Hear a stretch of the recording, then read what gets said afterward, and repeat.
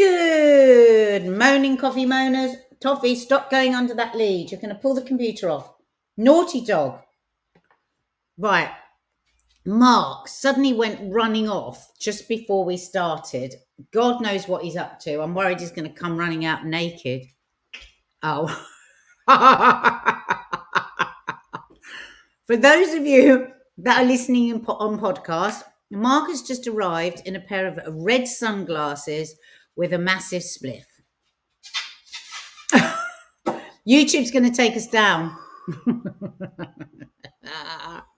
You're too early. It's not till Saturday. Or are you preparing yourself?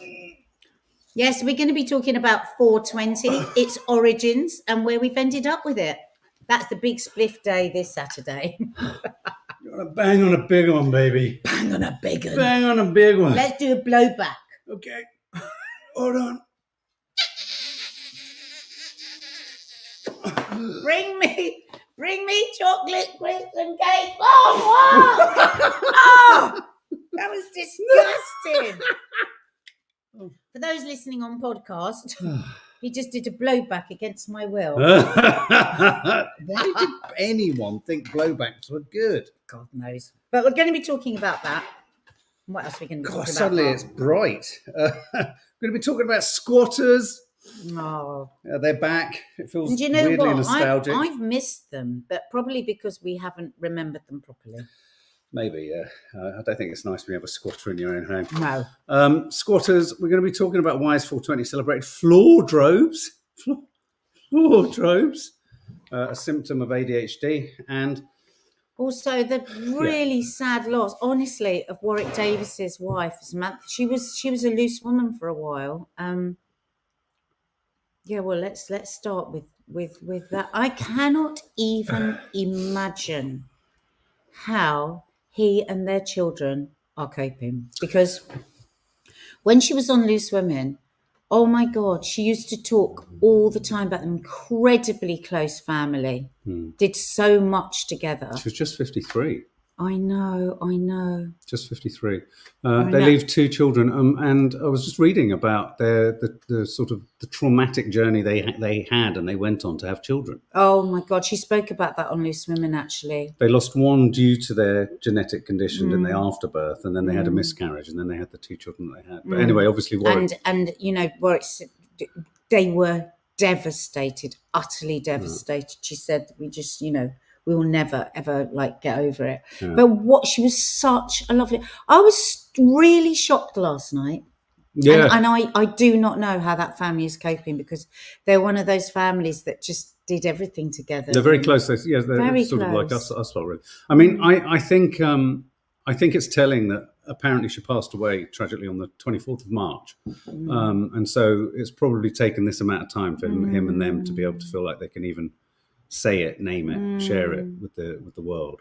Just horrible. And obviously she co-starred. They met on the set of Willow. I didn't realise they met on the set of Willow, which is obviously the George Lucas movie. Her and her dad were on it. Oh, wow. And her and Warwick met. And then obviously Warwick Davis went on to... They resurrected Willow. I think she also acted alongside him in some of the Harry Potter films.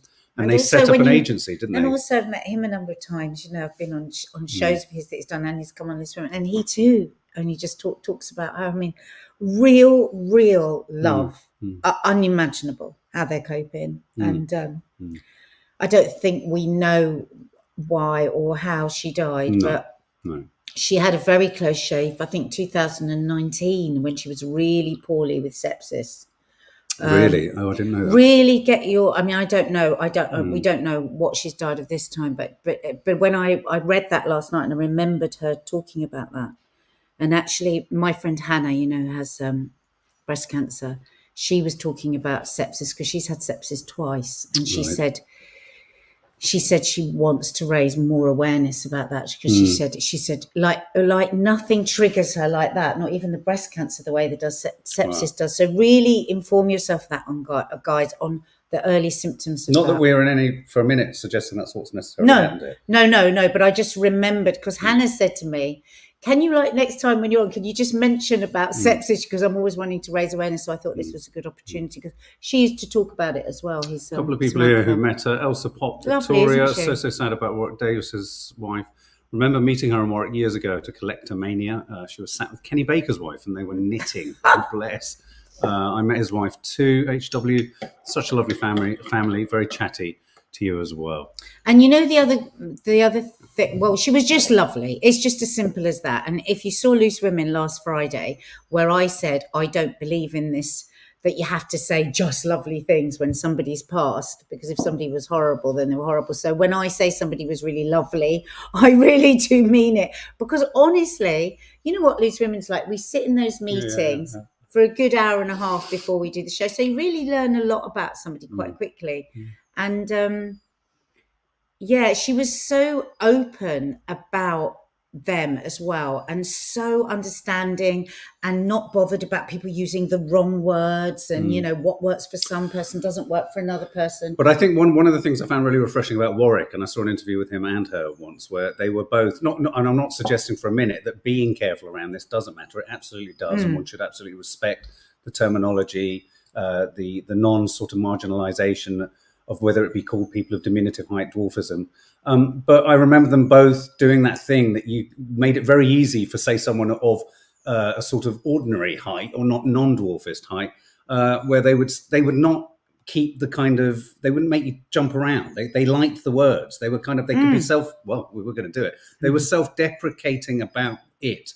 And in that process, they managed to make, and I think if you think of Warwick Davis, certainly in An Idiot Abroad, it was all about taking the piss out of himself, but he was in control of taking the piss, and I think they both shared that. She the thing is, it's about intention, and I think they both get that, that somebody's intention could unintentionally say the wrong word, but she was just lovely about it, and I just feel really sad for her and her family. It's just horrible. Just on that sepsis topic, Sarah D, my friend's little girl ended up with sepsis after being turned away from the doc when she actually had a water infection. So scary. How do you get? You have to be. Is sepsis poisonous? Blood poisoning. Yes, but like Hannah was saying to me, that, you know, when you've got, especially if she'd had sepsis before, she had a high temperature, she had some of the symptoms, and when you go in with that, you're supposed to be seen within an hour. And she went in and said, I'm a breast cancer patient, I've had sepsis before, I feel like I have got sepsis again. She kept waiting 3 hours. Wow. 3 hours. I mean, my God. So you've got to be really, really firm.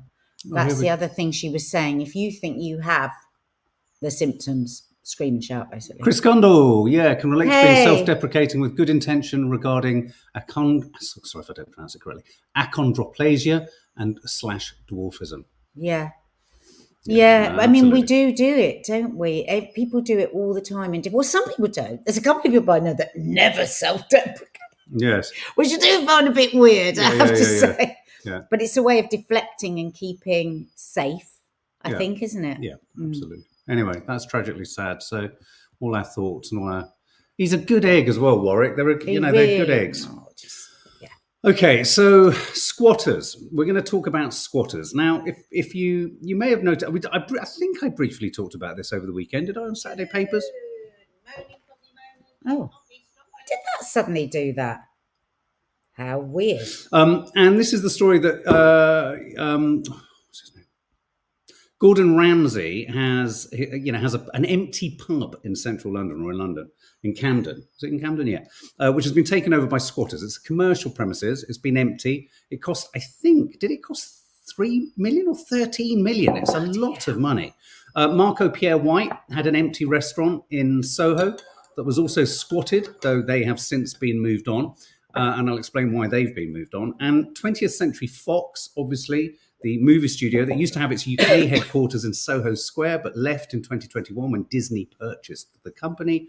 Their building, which is quite a sizable building, which sits just behind Amy Winehouse and Back to Black when she sees the fox. I'm just giving you my geography there. That's also been taken over by squatters. These are commercial premises. Now, the rules in this, squatting, what is squatting? It's taking over a house. It's occupying a house, a property that's empty, dilapidated in the 70s. And I'm pleased. It was everywhere. Squatters was just de rigueur. Squatters. Wasn't we used to go to Smith parties. all about that? Yeah, we used to go to parties all the time. And there's a party in a squatter's flat, and everyone would be over the moon because you could go and make as much mess and be as loud as you wanted. Well, exactly. And squatters' rights was a big thing.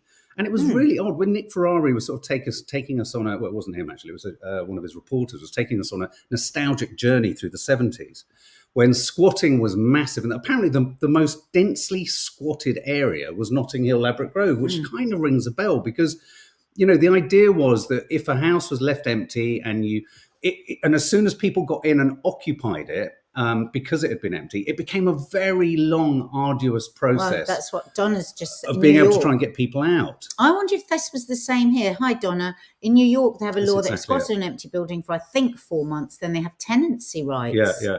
Well, they changed the laws here, I think, only 3 or 4 years ago, so that private residences, this can't happen in. Commercial properties, it's a different kettle of fish. But the only caveat, the only thing that means they can remove you immediately, which is what has happened at the Marco Pierre White residence in Soho, is if the authorities or the owners of the property can demonstrably show that damage has been done to the property to get in, then they can be removed. They can be done for kind of violence and breaking destruction. and entering. Exactly. Yeah. But the weird thing about the Gordon Ramsay one, I did talk about this, that's right. The weird thing about the Gordon Ramsay one is they opened on a Tuesday and a Thursday with a cafe called the Camden Arts Cafe for people in the area. Oh. And I was thinking, now, the police aren't taking action. And apparently the police can't take action unless they do, again, demonstrable damage to the property. But what they've done instead is they're using the venue almost like what the venue should have been used for. So it's a posh restaurant pub being used to come along, do some art, do some painting, tell us what you love about Camden type thing. Okay, right. So what do we think? The hippie in me, when you're not thinking of all the box ticking and the health and safety, the sanitation, all of that, let's park that. This is the hippie in me. I think you're going to chime with Alex TP here. Alex TP, I used to think that squatters were a menace, but since hearing about homelessness on here, particularly all the stuff Erin says, I just feel like a symptom of a huge problem. On which note, Erin, are you here? Are you okay? We haven't heard from Erin for quite a while, actually. This was mentioned the other day. We were saying this. Where and I know are you? You're not on Instagram, I don't think. So, Erin, please touch base with us. I hope you're okay. Yeah. I hope you're just sick to death of us. Yeah, that's great. And not anything else. Yeah, exactly. So the hippie in me, when we drive around London and you see these great big massive buildings, office blocks, fat houses where people might just come like for a week, per year, and you see all of this, and then you see not only the homeless people, but the way that young people are being squeezed out and the horrendous rents that people are having to pay. And also, I do think landlords are having a bit of a tough time with that, with the way Tory government, weird, thought that's what they were all about, squeezing them. Everybody is getting squeezed. The cost of living crisis that have you believe that it's all over and that our economy is thriving. People are really, really struggling. I think we're going to see even more people homeless. The rich and poor divide is bigger and bigger and bigger. And you just think, can the world really carry on like this? Can we really carry on like this? Where, I saw I'm popping Gordon up lots Ramsay. of comments, guys. I know a lot of people listen on the move, but if you've left a comment, I'm popping them up as we go. Yeah, Gordon Ramsay. I'm not saying that people can't have their wealth. I absolutely think. No. He has a new car the other day. Did you see that? That was like 1.5 million. Well, I have to say, I thought the contract. I didn't know whether someone had posted that as a kind of timely thing. Do you think it was his own car or just a car he was getting in? I think it might have been a showpiece. I don't know. But anyway, let's forget Gordon Ramsay. The most extreme wealth. It's like there's a new club in London. Oh my God, I can't remember what this club is about. But you have to be earning such an unbelievable amount of money. And I just think the world's gone mad and the extremes are too extreme. And maybe now there is going to be a shift and maybe it's going to be uncomfortable. Nenad, is that karma that they did it to Ramsay? I have to say, when I saw the clip, I don't know if it is karma. I mean, look, again, like you're saying, it's not about people not having... I think there is a huge ethical issue when you live in London and there are countless empty properties, just empty. I didn't realise there's something that a lot of places can use or do use, sometimes called a property guardian, which is someone that they literally pay to sort of stay in the house or property. So that nobody can get almost like security, but they're there as a paid, they're paying rent, but they're paid, if you know what I mean. And so in that way, they kind of hold the premises. I think listening to the radio this morning, the minister who originally changed the law for domestic premises with squatters has already said it's a matter of time before they change this loophole, which they say there is a sense, though, and a feeling in London that because the messages and the notices on the front of these buildings are so similar, that there might be something of a sort of more concerted and orchestrated effort. Similar from the squatters. Yes. It sounded like to stop the squatters. No. The notices are on. The notices on all of these properties are by the squatters, stating their rights, explaining why they're there, how they're there, what they're doing, how they understand it, and what needs to happen if anyone wants to challenge them first. I think, what if it's a movement and not a moment? Well, this is it. Across the world, this is what people saying, do you know what? We're sick to death of it. But here's a question that I thought one could ask, and you flagged up an important point. Why there are 70,000 homeless people in London? That doesn't. I was staggered by this statistic. That doesn't include apparently the number of people who live sort of almost permanently in tents, without wishing to raise the Suella-Braverman issue. So she doesn't like tents. No, doesn't like tents. It's a choice. She thinks it's very messy, doesn't she? It's a lifestyle choice. A lifestyle choice. So 70,000 homeless people. Is there not some way that one can marry up these properties that could be squatted with property guardians, with some kind of managerial system whereby there's an agreement that when and if the property does get sold or moved on and needs to be reused or repurposed, but then you're talking about employment. There's a 6-month or 3-month sort of period where you don't just like kind of get them all out with bailiffs the day before someone else comes in. Could we not regulate it in some way? Wouldn't the net cost be less than mopping up the kind of issues of homelessness on the street? Because there will be a cost to it. What do they do to mop up the issues of homelessness on the street? What do? They don't do anything. No, nothing. I mean, when it gets really cold, suddenly there's somewhere for them all to go for the night. Yeah. When there was COVID, there was somewhere for them all to go. Why can't that be extended? Because they don't care about them. Anne-Marie Shellard, look, 70,000 homeless, 600,000 empty private houses. Make it make sense. Do you remember Centre Point? Centre Point. Do you remember the tall building at the top of the road? Didn't that used to be dedicated just to homelessness? At one point, I'm sure Ken Livingstone, head of the GLC, dedicated huge parts. Bring back the GLC. That was like the emptiest high-rise in London. And they filled it with homeless people. Well, homeless people could go there. Sometimes I think deep in my soul I'm a communist. Because I think if we all just had exactly the same bloody house and we all had exactly the same bloody money, but we all did what made our hearts sing, what a better world it would be. But of course, there'd always be some bastard fat cat that would get to the top and abuse everyone. There's always a Stalin.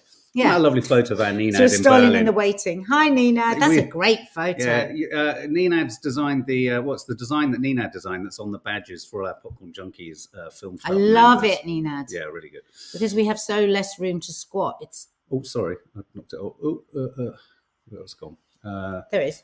No, it's the one above that. Sorry, in Berlin, they don't have a chance to squat because we have so less room to squat. It's tough in Berlin to get an apartment or house. You don't have empty properties. Right. I mean, it's tough to get one here, Nenad. Yeah. That's the funny thing, isn't it? In London, it's really tough to get a place to rent. That's why upcoming London mayoral election is important. Saw Charlene White host a mini debate and Sadiq was relaying all these supposed figures about London doing better than ever. God. Yeah, right. Yeah, exactly. Lee, you've got squatters in your... Hi, Lee. Wonderful live last night. Yeah, well done. They've taken over the local hall. Residents leave food for them and they're very much part of the community. I often chat to them on my morning walk. I do think there's an opportunity here not to villainise, and demonise. If I was bloody on the street, right, I would have no problem climbing through a window and living and sheltering. Listen, that's why if it's an open window, to be sheltered, to have, running water are the basic human rights that everybody should have. Let's not go after Gaza, but and we have that many people on the streets. Now, this is disgusting. Anyway, so yes, keep it's sort of strangely nostalgic. Okay, did you go to many squatters' pubs? I didn't go to Scotland, but the weird thing was, as soon as they were talking about it, I was remembering the weird thing about when I grew up in Ladbroke Grove in the 70s, which is kind of where Lee is at the moment. It wasn't this parts of it never had this gentrification. There were posh people, and then many of those posh houses were chopped up into multiple housing association flats. We had a basement flat. There were all the flats above us were rented. It wasn't a Georgian house, but you did live next door to someone who was like having violin quartets in the garden. I was in Notting Hill the other day. My God, it is posh, isn't it? It's become so posh. Christ. But yeah, it's money crazy. up there is insane. Okay, let's talk about. We'll end on floor-drobes. 420. What is 420? Now? Who knows what 420 is? Give us some lines on what you think 420 is. We say 420 because we were round at a friend's the other day and we were having such a funny conversation with her daughter, weren't we? Such a chuckle. Oh my God, she came in from college and she was so pissed off, and we're like, "What's the matter?" She goes, "Oh God." She said, "I cannot hear another word about 420. And I went, "What was 420? I'd forgotten, actually. I did know, but I'd forgotten." And Lee Durrant says it's tea time. Exactly, it should be. Anyway, so 420 is the day of the weed. It's the day of spliff. Yeah. And so I was like, "Oh, so what's going to..." It is literally all that anybody is... Oh, Christ, birthday of Adolf Hitler, not is it? In Germany, says Nina. Is it? Good God. Maybe they don't. How weird. They're so fucked and smashed. They don't even know that.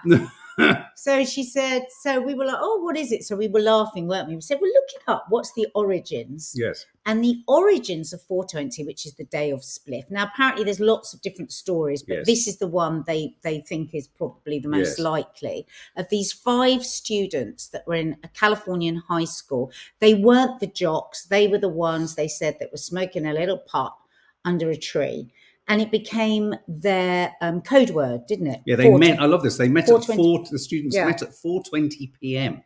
by the statue of chemist Louis Pasteur to smoke weed, because most extracurricular activities ended at this time. "We weren't stupid stoners," the original students say, pointed to a certificate for exceptional achievement in citizenship. That wouldn't be the case. The rest, there's a photograph. They were called the Waldos, weren't they? The Waldos, a group of guys who claimed invented the term 420, code for marijuana, in 1971. So, okay. So in 1971, apparently a spliff in the 70s, right? You'd have to have 10 spliffs from the 70s to equal 1 spliff now because of the strength. Okay. Yeah. So they used to go at 420 and smoke a spliff. Now, as this friend of ours daughter was saying, she goes, "Oh, now," she goes, "the stoners say, oh, I'm going to wake up in the morning on 420. I'm going to smoke till 1 a.m. And she's like, "Right, so like you do all the time." But she said, honestly, it's all they're talking about at college. And I said, "So what does it..." She goes, "Even people that don't..." And she hates weed, this kid. She goes, "Even the people that don't smoke are going to smoke." But Edward Bevington says it's coming up to 40% THC. 40%. I mean, you're looking. So she said, so basically, everyone's going to be. She goes. All the parents should prepare themselves because their kids will either be coming home with psychosis. Yes. Hope not. But she goes, for sure, everyone's fridges and cupboards are going to be empty. Not making light of it, because psychosis is a huge, huge scourge. No, but it's the way she said it. No, absolutely. Kids said it. Biscuit sales, munchie sales. I tell you right now, they're going to be cute. Do you remember whenever we were students and we smoked spliff, and again, it was that much lighter back then, we'd always go to petrol stations. There'd be queues around the block. So if your kid is suddenly...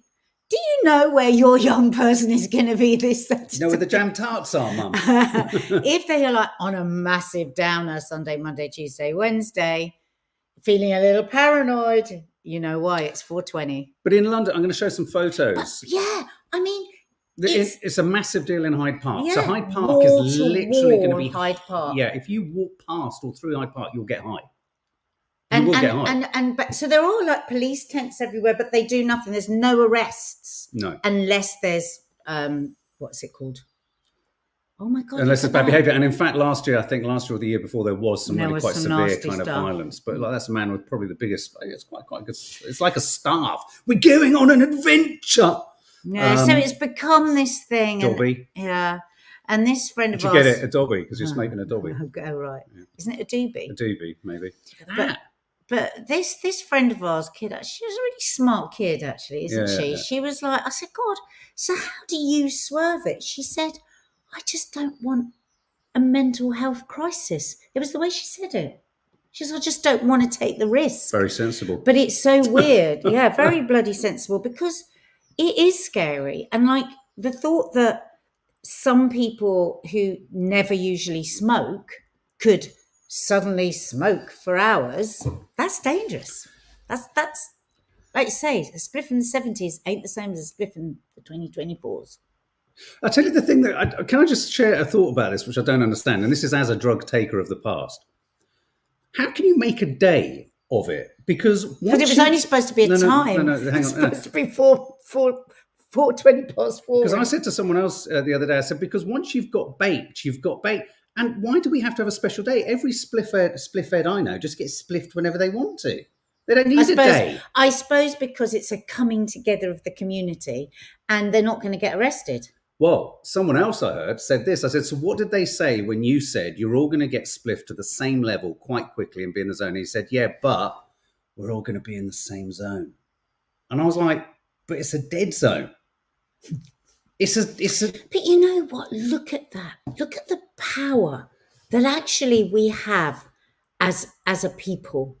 Imagine anyone, because they can't arrest anyone. No, you can't. It's the power. It is again, yeah. So imagine if we did that for good. Imagine if we all, proper, like the old days, like the French, we all marched together for something that we really believed in over and over again, every single day. Like, we want something done about the homelessness. We want something done about what's being pumped into our wrists. If we had that, the power of the people. What was it? Citizen Smith. He was a squatter and he probably smoked spliff. Do you remember him? Do you remember that series? I loved that series. It was set at Tooting, wasn't it? The opening titles. Ryan Dix, not seen you here before. Welcome. I would like to say, as someone who does partake in cannabis consumption, it's stronger nowadays because it's illegal and has been allowed to be cultivated out of sight. That's a good point. I agree. I have two opinions on this. I get frustrated, Ryan, that no one takes spliff, cannabis, skunk seriously in terms of the consequences it can have on your mental health, schizophrenia, all this kind of stuff, psychosis. But at the same time, I'm also of the opinion that it should be legalized. I do think that by legalizing that it can be more controlled, it can be regulated. My worry, though, is always like with all these things, once regulated and controlled, isn't there just going to then be a push to go for stronger stuff that isn't regulated? Yeah. Once Big Pharma get hold of it. Yeah, absolutely. Yeah. The smell makes me feel sick, says Dawny Harvey. The smell reminds me of armpits. I just smell armpits everywhere I go. Street cannabis can be dangerous. Okay, we're going to now show you a clip of something that's quite distressing. Prepare yourself. Mark, I came into film to see whether we've got a floor-drobe. Mark, there's a fridge drawer on top of a pile of clothes.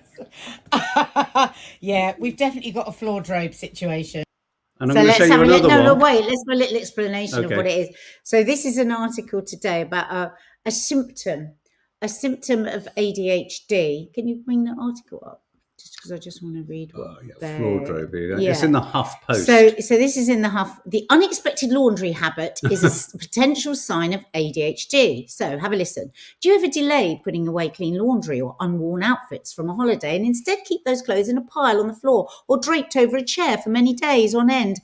What about items you've only worn once and don't want to wash, but also don't want to return to your cupboard because you think you'll wear them again in the near future? Sounds familiar. You might have what some call a floor-drobe, and this manifestation of laundry clutter is quite common with people with ADHD. So the thing, if we just go up a little bit, sweetie. So ADHD impacts the brain's executive functions, which control motivation, planning, working, and memory, organization, self-control, says therapist at Focus Mind. So no, this is very funny, guys. When faced with a task that is boring... Shall I demonstrate with clothes behind you? I'm going to demonstrate the mind of the ADHD person. Okay. When faced with a task that is boring, the ADHD brain is coming. I've got the washing. Okay, put it on this chair then. Yeah, no, I'm to read it. Okay. When faced with a task that is boring, the ADHD brain gets overwhelmed and starts craving more interesting tasks. Tedious chores like laundry tend to be particularly frustrating because they can pile up, leading many with ADHD to feel incredibly overwhelmed and to further avoid the task. I'll just sit on it. Right. So it was so funny because I was reading this morning and I said to Mark, oh, God, I'm just going to spin around the house and see, because I don't even know. I'll have come from upstairs this morning, but I don't know what it's like. I haven't had my medication this morning. Anyway, so you've seen the laundry like you're having room. A jumble sale, Lee. Yeah, so Mark said, oh, go and have a look in my room. So do your room. So here we go. So she just That's your one. And then there's Mark's office. That's his office. Do we think this might be an ADHD household? And then Mark went, well, go up and do your room. Look at this. And oh my God, Nat. So, does anyone here think we might have ADHD? Oh my God. I tell you what, can I explain what happens to me? It's really weird. You leave a pile and you have all the best laid intentions because it's actually called piling. Piling. No. But what's weird is the focus of the ADHD mind. What we do, and this is what happens. Does this happen to you? We're so self-congratulatory that we've washed it and we've put a pile and we've dried it and we've got it. We're like, and then I've done that's a wash. it. That's it. And so we think finish we'll put it down somewhere. We think, I absolutely know when I head upstairs later, I'm going to take it with me. We look at it and we think, I can just grab that to wear tomorrow. Yeah, that is the manifest.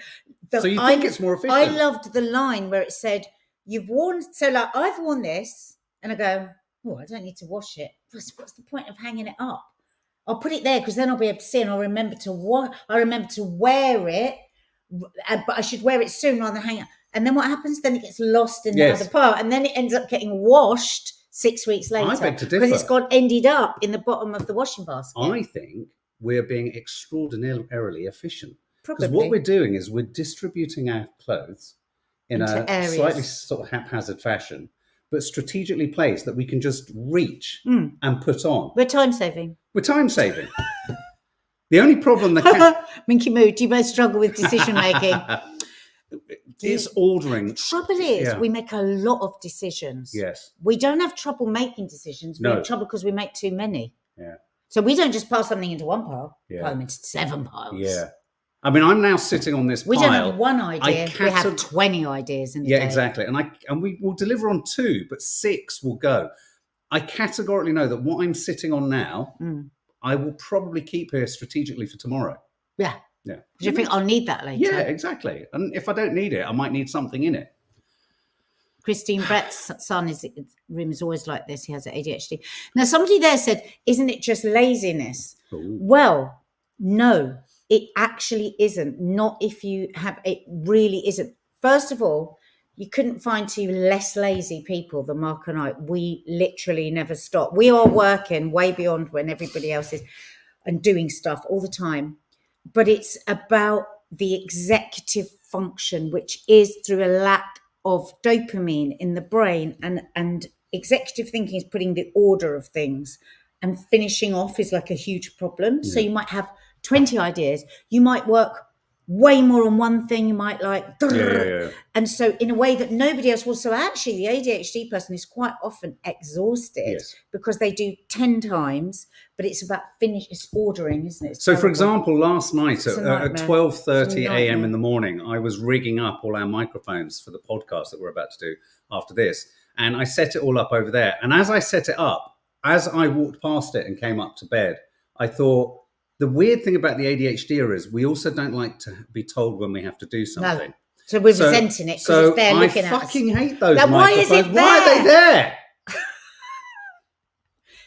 That's why. I mean, in a way, a lot of people with ADHD will be freelancers, will be people, self-employed people, because without even realising it, and you know, when I think about my dad always saying to us all our lives, only be a freelancer. Be a freelancer. Never be an employee. No, I said this to you last week, didn't I? No, nobody says that to their kids. Do they? No. Nobody says to the kids. No. Just and we whenever people used to say, "Well, God, self-employed isn't that hard?" Just give you that. No, I once like more. the risk. There's a nice still for you of. Oh God, don't people so could much zero going on. in? Is that a hand? That looks like a giant hand. What is that? That's a candle. Oh, that's for when I do yoga. There's a and all of glass. these There's how do you not step on the glass? How do you not step on the glass? Oh my God. Oh, hang on. Yeah, something's just come through saying the most expensive cup of coffee has been declared in Mayfair. £286. Right, well, there you go. Yeah. Fucking ridiculous. Yes. And there's people on the street. Let's go and take ridiculous. a shit in that coffee cup. Oh, just quickly, I wanted to do the thing about the coffee. Did we do it? No, I haven't got it, but tell us. The optimum time to have a cup of coffee is between 10 and 12. Anyone that drinks coffee past 12, it attaches to all kinds of receptors and it will affect your sleep. And it said, don't think you can have 6 before 12 because basically what happens is the caffeine lines up. Right. So it's not like, oh God, I'll just have to have all my coffee in those 2 hours. It will still affect your I've sleep. become a really rationalised coffee drinker now. I'm trying to do it between the windows of 10 and 12. That's absolutely. perfect. But look at this. Look, Britain's most expensive cup of coffee being sold for an eye-watering £265 at a Mayfair bar. Outrageous. The specialty coffee bar called Shot, needs to be Shot, sourced the drink from the Japanese island of Okinawa.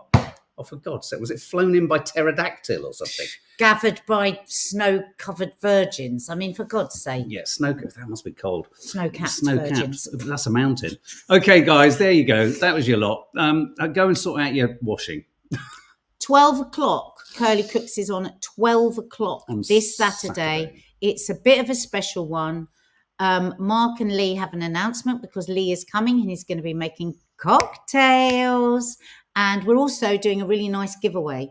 12 o'clock, Curly Cooks, put it in your diary. And before that, there will obviously be coffee moaning, weekend coffee moaning. Quite a few vlogs, a couple of vlogs are going to land, one tonight, one tomorrow. Sarah D asks, Mark, I'm surprised you do drink coffee. It's a good question. And it's something I talked about with Kaz on our live, is it's that weird thing of feeling like, because I'm sober, can't I have one thing that I know is bad for me? But actually, it's bad for me. It's bad for my not anxiety. too much if you have one. But also, it's interesting there that you said coffee puts you to sleep, because that was one of the questions they asked me when they were doing I had my ADHD assessment. Because coffee always used to make me sleepy. Still now have to be really careful because it puts me to sleep. And a lot of people with ADHD use it to bring them down. Isn't that interesting? Caffeine has the opposite effect. Yeah, absolutely. And if you haven't, check out our review, mine and Maddie's, of Civil War. A great review once again, Maddie, brilliant little film critic. She's so good. Go and check that out. Thanks also Reese. And lots of stuff landing, lots of stuff coming at you. So see you anon, and a podcast will be landing too.